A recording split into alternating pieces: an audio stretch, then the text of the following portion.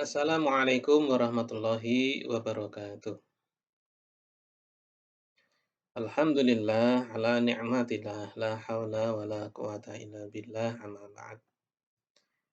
Anak semuanya yang dirahmati oleh Allah Subhanahu wa taala. Alhamdulillah pada kesempatan yang baik ini Pak Tohar bisa membuat video pembelajaran untuk materi bab yang keempat, yaitu menjadi hamba yang dicintai Allah dengan mengamalkan sholat sunnah. Anak-anak semuanya, mari sebelum pembelajaran dimulai, kita awali dulu dengan membaca basmalah bersama-sama. Bismillahirrahmanirrahim. Materi yang bab keempat ini memiliki tujuan pembelajaran. Yang pertama, menyebutkan macam-macam salat sunnah. Yang kedua, menjelaskan ketentuan salat sunnah yang munfarid. Yang ketiga, menjelaskan ketentuan salat sunnah yang berjamaah. Menjelaskan yang keempat, ketentuan salat sunnah yang munfarid dan berjamaah. Anakku semuanya dirahmati oleh Allah Subhanahu wa taala, perlu kalian ketahui bahwa seluruh ibadah kita dari awal sampai akhir, ya, yang ditampakkan maupun yang disembunyikan, semuanya itu diukur dengan sholat yang kita laksanakan, yaitu sholat fardu. Jadi ya anakku semuanya, nanti di akhirat yang pertama kali yang akan dihisab, ya, pada seseorang, yaitu hamba Allah, adalah sholatnya. Ya, jika sholatnya baik, sungguh ia akan mendapatkan keberuntungan. Ya, jika sholatnya baik, maka dia dikatakan berhasil. Dan jika sholatnya rusak, sungguh ia termasuk orang yang gagal dan merugi. Ini hadis riwayat Tirmidzi nomornya 413 dan juga hadis An-Nasa'i nomor 466. Inna awwala ma yuhasabu bihil abdu yaumal qiyamah min amalihi sholatuhu. Fa in soluhat faqad aflaha wa anjaha. Wa in fasadat faqad khaba wa khasir. Nah, semuanya dirahmati oleh Allah Subhanahu wa taala. Oleh karena itu, kita jangan sampai menyia-nyiakan ibadah sholat yang menjadi kewajiban bagi kita. Jangan sampai ibadah sholat itu hanya sekedar sebuah kewajiban, akan tetapi ibadah sholat itu adalah sebuah kebutuhan. Ibarat orang kalau tidak makan, dia akan mati, maka kita sebagai hamba muslim, mukmin yang beriman, kalau tidak sholat, maka kita termasuk orang yang rugi dan bisa menyebabkan kerugian yang besar bagi kita nanti di akhirat. Anak semuanya rahmati oleh Allah Subhanahu wa taala. Nah, apa kaitannya dengan sholat sunnah yang kita laksanakan? Perlu kalian ketahui bahwa sholat sunnah yang kita laksanakan itu sebagai salah satu yang bisa menyempurnakan ibadah sholat fardu kita. Namun alangkah baiknya kita bahas terlebih dahulu apa saja sholat sunnah yang dilakukan, yang bisa kita lakukan, ya, baik dengan berjamaah atau munfarid, berjamaah atau munfarid. Nah, sekarang kita bahas yang dilakukan secara berjamaah. Sholat sunnah yang dilakukan secara berjamaah yang pertama adalah sholat Idul Fitri, kemudian sholat Idul Adha, lalu sholat khusuful syamsi. Khusuful syamsi, sholat khusuful qamari, dan sholat istisqa. Ya, kita bahas satu-satu. Nah, ketentuan sholat Idul Fitri.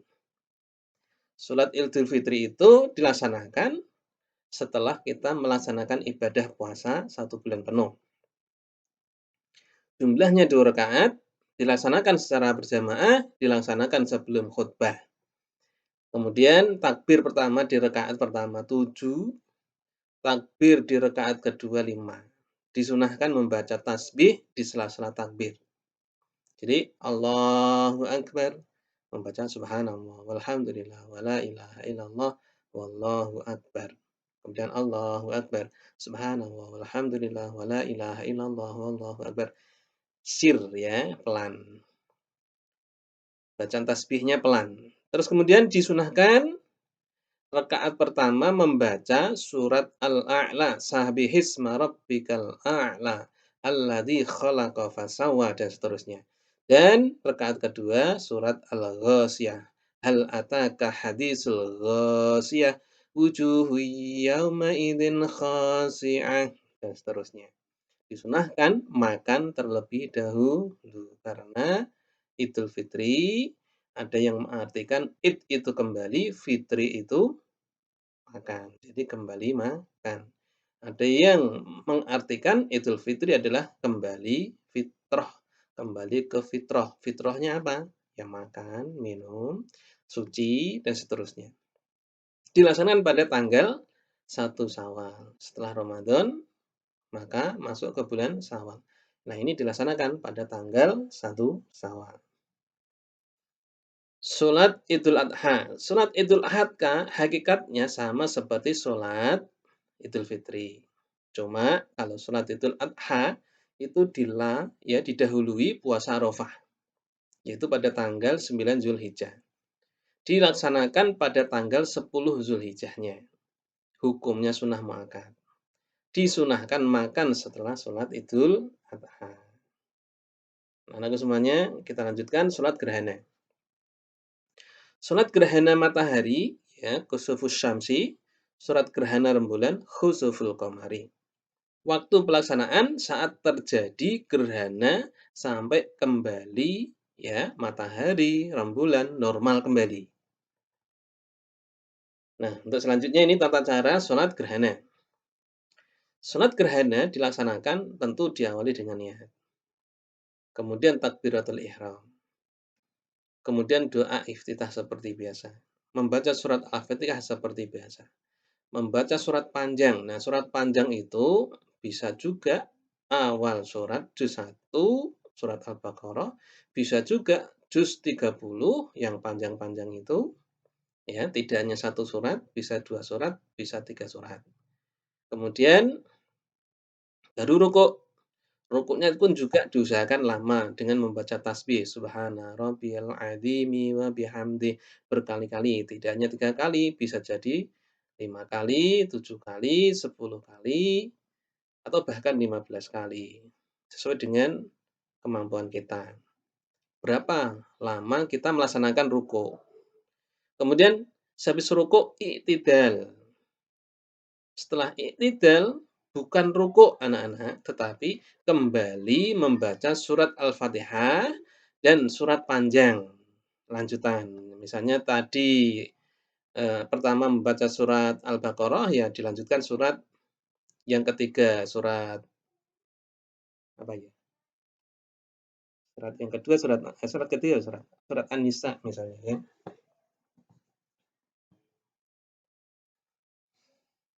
Nah, setelah membaca surat yang panjang, rukuk lagi yang panjang. Lalu i'tidal. Setelah i'tidal baru sujud seperti biasa yang panjang, berdiri untuk melaksanakan rakaat kedua seperti di rakaat yang pertama. Jadi, bedanya sholat gerhana dengan sholat sunnah yang lain adalah kalau sholat gerhana itu rukuknya dalam satu rakaat itu 2 kali. Ingat, rukuknya dalam satu rakaat 2 kali. Tetapi kalau sholat sunnah yang lain, rukuknya dalam satu rakaat 1 kali. Nah, karena sholat gerhana dilaksanakan 2 rakaat, maka rukuknya menjadi 4 kali. Karena setiap rakaat 2 rakaat, setiap rakaat 2 rukuk, setiap rakaat 2 rukuk. Jadi 2 ditambah 2 sama dengan 4. Itu yang membedakan antara sholat gerhana dengan sholat sunnah yang lain. Terus kemudian membaca tasyahud diakhiri dengan salam, baru dilaksanakan khutbah. Ya, baru dilaksanakan khutbah. Kita lanjutkan anak-anak. Salat istisqa. Sebelum salat disunahkan puasa 3 hari berturut-turut. Tidak hanya 1 orang, 2 orang, 3 orang. Alangkah baiknya dalam lingkungan masyarakat yang akan melaksanakan ibadah salat istisqa ini, mereka kompak melaksanakan salat sunnah, puasa sunnah 3 hari berturut-turut. Kemudian dalam aktivitas sehari-hari, ya, mereka banyak membaca istighfar, kemudian menjauhi maksiat. Dilaksanakan di lapangan, di tempat terbuka, ya, di waktu duha. 2 rakaat seperti sholat Id, ya. Setelah sholat baru khutbah 2 kali. Khutbah pertama membaca istighfar 9 kali. Astaghfirullahaladzim. Alladzi la ilaha illa huwal hayyul qayyum wa atubu ilaih. 9 kali. Kemudian khutbah yang kedua membaca istighfar 7 kali. Sama dengan membaca istighfar yang pertama tadi. Nah, anak semuanya dirahmati oleh Allah Subhanahu wa taala. Sampai di sini jelas ya. Jadi salat yang dilaksanakan yaitu salat istisqa ini diawali dengan salat sunnah ya, disunahkan puasa 3 hari berturut-turut.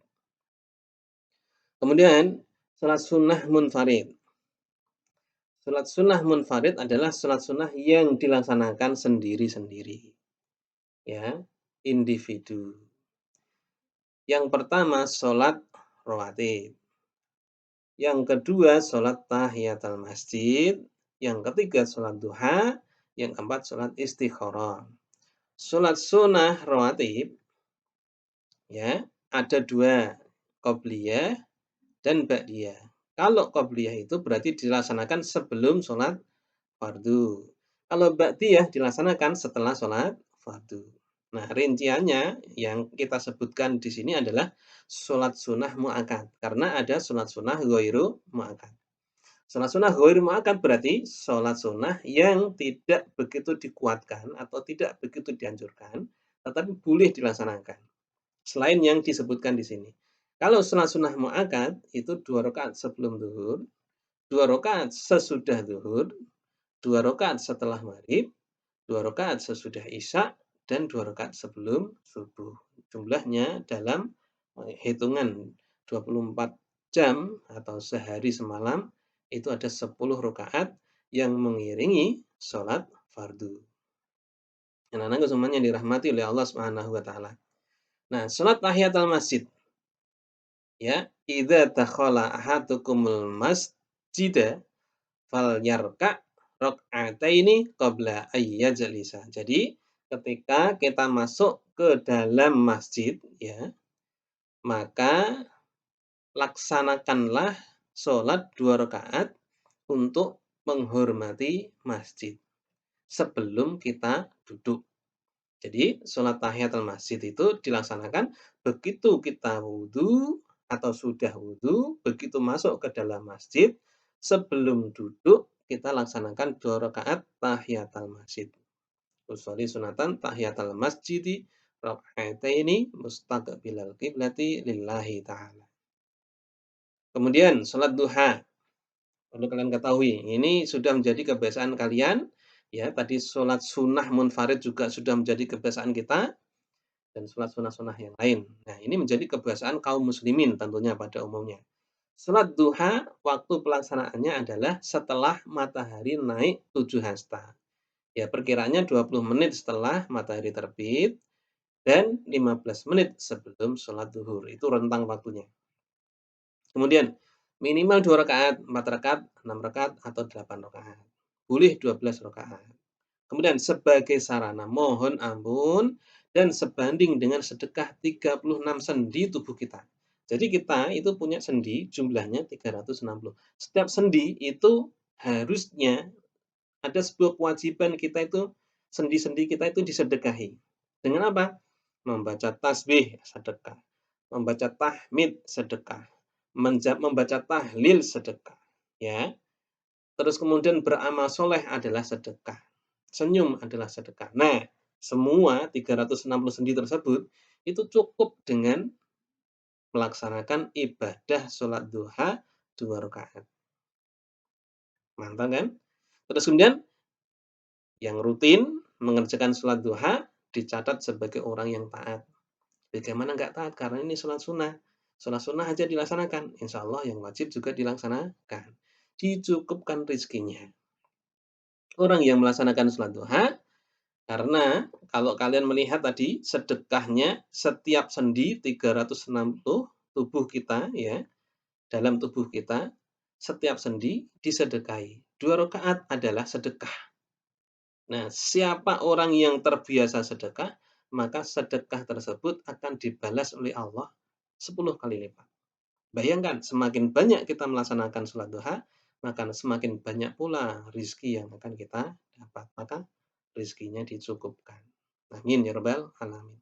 Kemudian mendapat pahala setara orang yang naik haji dan umroh. Pahalanya ya, pahalanya setara dengan orang yang naik haji dan umroh. Tetapi tidak menghilangkan kewajiban seseorang yang punya kemampuan, baik harta benda, jiwa raganya, untuk melaksanakan ibadah haji. Ya, tidak membatalkan atau tidak menggugurkan. Tetap dia punya kewajiban untuk melaksanakan ibadah haji. Nah, semuanya dirahmati oleh Allah Subhanahu wa taala. Salat istikharah. Salat istikharah itu salat untuk memohon kepada Allah. Sebuah kepastian yang akan diambil. Jika suatu saat kalian menghadapi dua permasalahan, ya. Dua permasalahan ini tersebut antara melaksanakan atau tidak melaksanakan. Maka kita mohon kepada Allah dengan salat istikharah agar Allah memberikan petunjuk kepada kita mana yang akan kita ambil, mana yang akan kita putuskan. Seperti itu. Anak-anak semuanya yang dirahmati oleh Allah Subhanahu wa taala. Karena apa? Seorang hamba yang baik adalah hamba yang selalu bergantung kepada Allah, mohon kepada Allah setiap segala keputusan. Salat sunnah munfarid dan salat berjamaah. Jadi salat sunnah ini ya, salat yang bisa dilaksanakan secara munfarid atau berjamaah. Apa itu? Salat tarawih, salat tahajud, salat witir. Salat tarawih sebenarnya adalah salat tahajud. Ya. Loh kok bisa? Iya, karena salat tarawih itu adanya di bulan Ramadan sebagai pengganti salat tahajud. Nah, salat tahajud itu dilaksanakan biasanya di luar bulan Ramadan. Loh Pak, seandainya kita di bulan Ramadan melaksanakan salat tarawih, lalu melaksanakan salat tahajud boleh tidak? Boleh, tidak masalah, itu bagus. Nah, oleh karena itu, jika kita mau melaksanakan sholat tahajud di luar bulan Ramadan menjadi sebuah kebiasaan, maka di dalam Al-Quran disebutkan wa minal laili fatahajat bihi nafilatan lak asa ayyab'asaka rabbuka maqaman mahmuda.